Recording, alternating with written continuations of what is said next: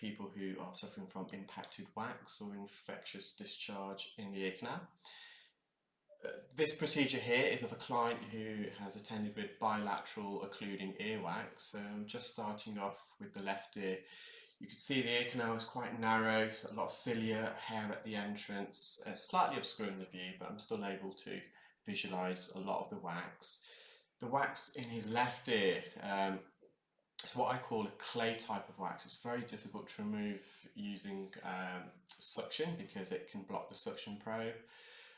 In addition, when you use an ear hook or a Jobson horn, you just saw me using an ear hook, it just slices through the wax, and sometimes with a Jobson horn you may get some of the lateral piece of the wax, but you can inadvertently then compress and it's going to really impact some of the wax on the base of the ear canal, making it more difficult. So with this type of wax, I always try using some softening drops. I use some olive oil spray here just to bind this wax together, enabling me to get a suction grip, and the oil itself also helps to unclog the suction probe if that does get blocked.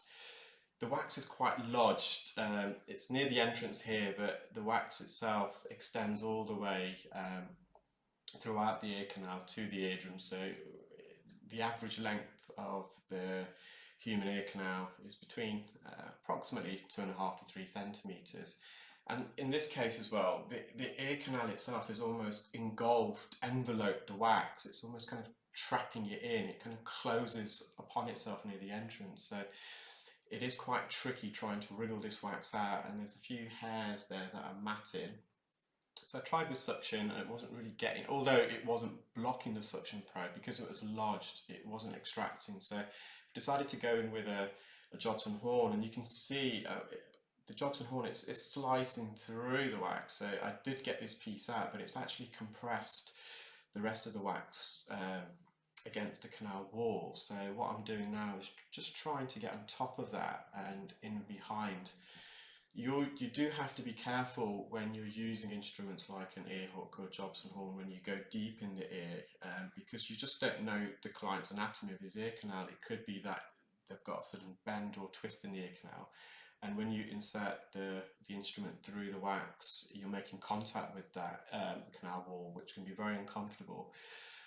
So what I've done here, I've resorted back to the Zollner suction probe, and the medial wax is a bit more, it's not as sticky, it's a bit firmer, so I am able to get a bit more of a suction grip. You can see it's a bit drier compared to the wax that was more lateral near the entrance. And again, I'm just obtaining a suction grip. I'm delicately trying to wriggle this wax. So I normally do that by making concentric circular motions, and slowly but surely this wax is coming out. The ear canal itself is also quite dry. When it is dry, you do get a bit more friction when you're trying to remove the wax. You can see we're nearly there now, I believe. I'm just now trying to get a suction grip superiorly, because I can feel during the procedure that it's lodged near the top. As I've brought the wax more medial, I'm now able to use a Jobson horn, because it's less risk of me causing any injury or trauma to the client, because this wax is more lateral, where the ear canal is made up of cartilage, and it's far less uncomfortable for the client when you make contact with the cartilage aspect of the ear canal as opposed to the bony part. You can see there I've just got another segment out, and there's a gap just at the top there through the hairs, and I'm just going to be inserting that Jobson horn in there, trying to get in behind the wax and slowly lever this wax out, which I've managed to do there. You can see quite a lot of skin adhesions on that wax. That was the white patches around the edge, the periphery of the wax, which is adhered to the ear canal wall. The eardrum's nice and healthy there. This is the client's second ear.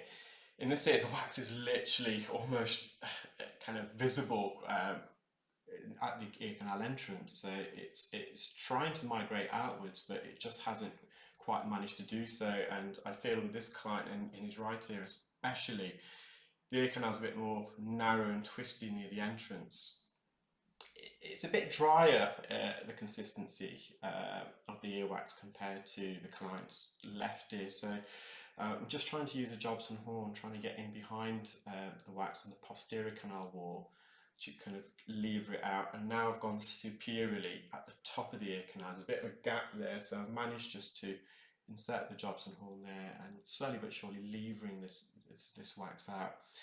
Again, there's a lot of cilia there. It's slightly obscuring the view, but I'm still able to visualize the wax, and it's kind of really safe for me to continue. If there was a lot of cilia there, what I would typically do is get some crocodile forceps and pluck those hairs out. Can be slightly uncomfortable for the client, but more often than not, they do tolerate it. The problem with trimming those hairs, if you trim those, they could just fly loose in the ears, kind of matting more against the wax, making it more tricky to remove. Again, I'm just using a Jobson horn. I'm able to go posteriorly there. You can see again at the base of the ear canal, there is quite a few skin adhesions, and as this wax is being extracted, this skin is peeling off the ear canal, causing a bit of blistering. Not much really we can do with that. It's not uncomfortable for the client, and it's quite normal when you perform earwax to get a bit of bruising, a bit of blistering.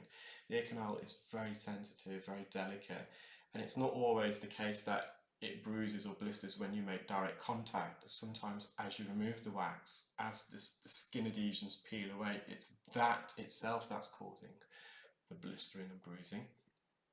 The wax here is a bit more lodged. We're more kind of midpoint centre of the ear canal. It's quite dry, loads of hair there. I'm just trying to loosen it, so I'm just trying to get a suction grip, lifting it, and I think I'm going to go in again with this suction probe, am I? Let's have a look. No, so I've decided now to use a St. Bart's heel hook. There's just enough gap at the top for me to insert that hook behind the wax, allowing me to gently lever and maneuver this wax forward. It is quite impacted. You can see I'm trying to put a lot of pressure there as I'm trying to extract this wax. So again, there's a bit of a gap at the top. So a lot of these videos, I'm narrating over them a few days later. So for me, I can't remember exactly what I did at the time. So in a way, I'm visualizing the video myself and anticipating what I should be doing, and which is quite useful because when I review my videos, I always learn new things.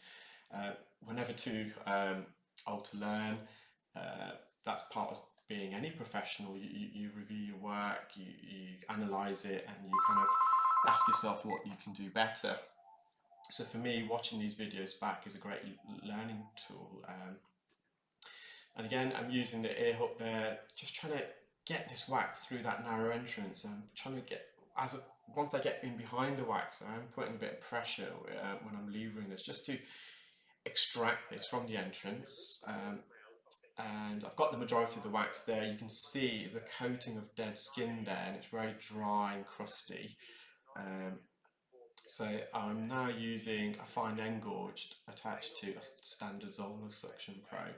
I find actually at this point it's not a fine engorge, it's the normal standard Zollner suction probe, and I'm just trying to lift this larger piece of wax.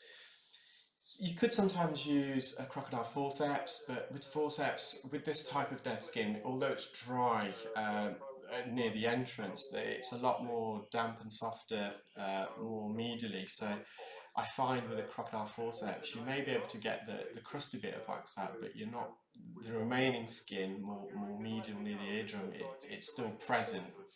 I always try to like getting skin off in one go. It's just a lot easier sort of tearing it into little pieces. So to help me with that, I've just instilled some sodium bicarbonate earwax drops. I find that works better with skin than olive oil. And now I've attached a fine engorge to the standard Zollner suction probe. And the reason for that is that with skin, it can clarinet. You've probably heard me in my previous videos.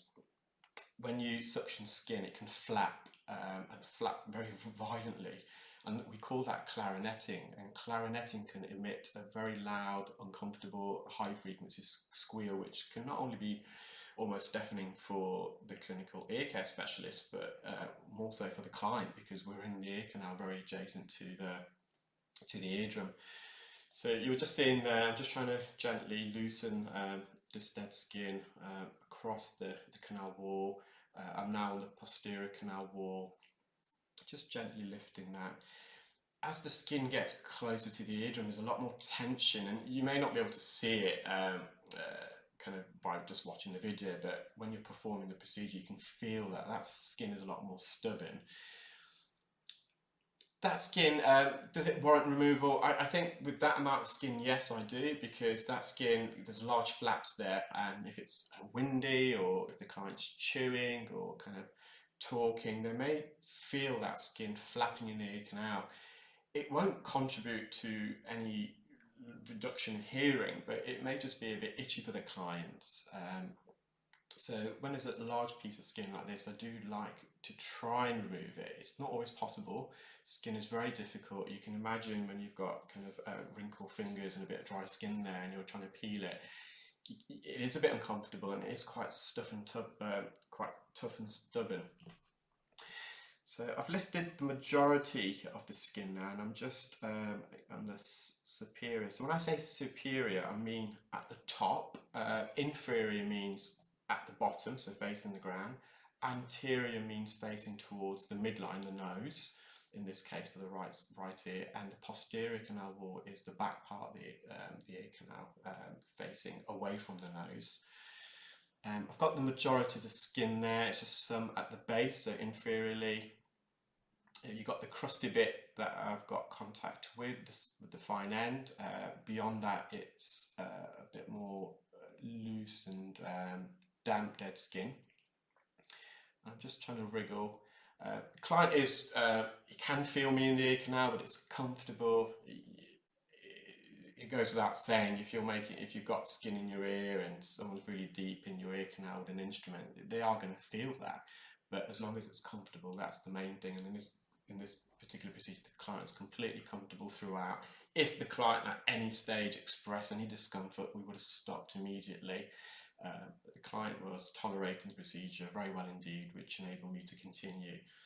Bit more skin there. I don't think I was able to remove all the skin, but I've got the big flap off there. You can see a few remnants of skin. That's fine. That's not going to cause any symptoms to the client. It's not going to be itchy or irritable when the client talks or if there's any wind in the ear. And that's the eardrum. So the eardrum slightly dull, no light reflex. Typically, when you've got a very healthy eardrum, when we examine the eardrum using an endoscope or an otoscope, or indeed even an operating microscope, you get a reflection of the light that we use to illuminate the ear canal off the eardrum, and we call that a light reflex. And a light reflex typically indicates a very healthy and normal and functioning eardrum. Thank you for watching, guys. You would have seen 3 still images there of the wax I removed from different angles. I hope you enjoyed that video, and if this is the first time you've been watching one of my videos, please do feel to subscribe onto my YouTube channel. When doing so, please also select the bell icon so you get notified as and when I upload new videos. And if you're watching this on Facebook, please do